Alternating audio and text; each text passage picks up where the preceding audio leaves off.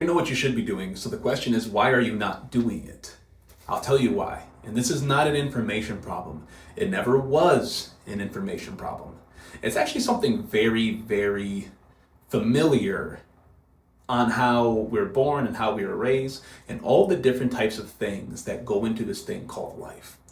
There's this beautiful Orthodox Christian concept called phronema, and it actually draws a hard line between two things we treat as the same: knowing something versus being shaped by it. Because we can know everything under the planet, however, if we are not being shaped by it, then it's actually all in vain.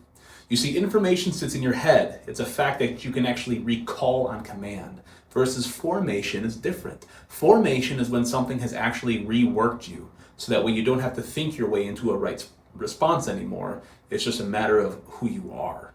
This very concept is why you can watch a million health videos. You can know every single answer on a test. You can know exactly how a particular supplement works, and you still wake up tomorrow and you do the same exact thing that you did today. That's not discipline. That's not a failure. This is simply a gap between information and formation. And almost nobody in the wellness content space is talking about the second one, formation.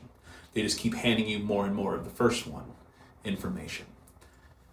This is interesting because I see this concept every single week inside of my office. I have patients sit on this very chair right here. They've read everything. They know all the in and outs regarding their particular condition. They can recite all the science back to me. They can tell me exactly what all the specialists did, honestly, even better than me or some of my colleagues.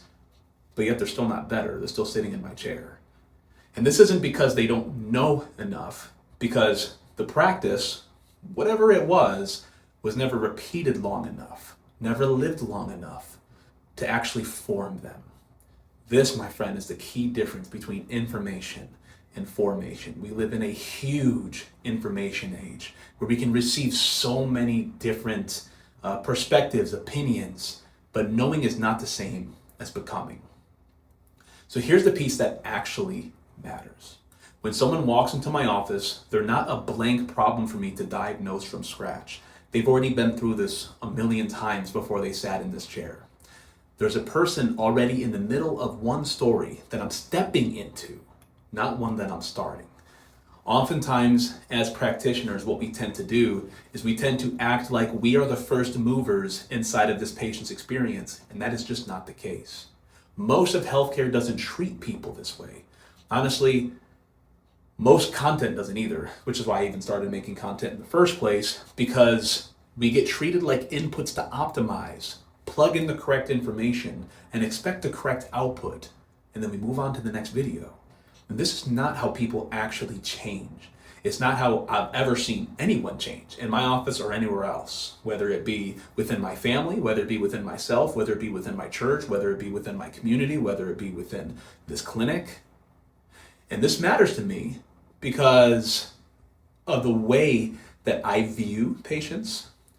And it's a big part of why I practice the way that I do. Because upper cervical chiropractic care is not a quick fix that you can watch a video about and move on. The atlas doesn't hold a new position because you understood the mechanism of how the upper bone works. It holds because the body was given enough consistent, correct input over time to actually reorganize itself around it. This, my friend, is formation, not information. I can show a patient their scan. I can explain to them exactly what's happening in their brainstem after an adjustment. I can tell them that none of this is the thing that changes them, because what actually changes them is showing up, adjustment after adjustment, visit after visit, long enough for the central nervous system to stop defaulting on the old pattern and start to recognize the new. This is why health is linear, yes, but it is not, it's linear when you look at it over time, but it's not, it doesn't start on a very high curve. It's actually exponential. Because if I were to do this, that shortcut skips the information and jumps straight into the result, which this is just not seen anywhere else inside the entire world. And it's not the same as your body. So I'm not interested in handing you more information today. Anyone can do that. Honestly, a lot of other videos that I talk about can do this.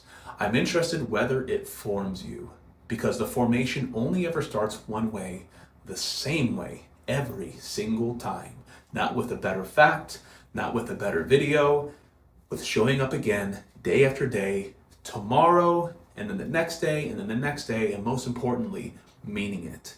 Trusting that the lows are there to be able to teach you something, and trusting that the highs are there to be able to get you and gain a new perspective for this journey that you're on.